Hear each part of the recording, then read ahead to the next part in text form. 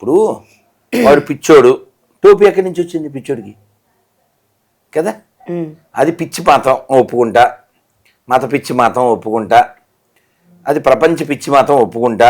Iran నాశనం చేసింది, ఇండియాని నాశనం చేసింది, ఇండియాని ముక్కలు చేసింది.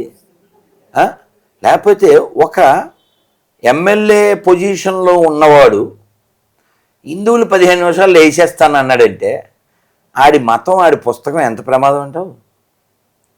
మొన్న ఈ మధ్య కూడా ఆడెవరో ఇక్కడ మేము నరకడం మొదలు పెడితే హిందువులు పారిపోవడానికి సందులు దొరకవు అన్నాడు. సో వీళ్ళని అలా తయారు చేసింది ఏది? అదేందా? వీళ్ళని అలా తయారు చేసిన దాని నుంచి ఈ ప్రపంచాన్ని రక్షించాలి మనం హిందువులో. కాబట్టి నేను మీ టీవీ ముఖంగా చెప్పేది ఏమిటంటే, అన్ని మతాలు సమానం అనే దరిద్రులారా, మీరు మారండి.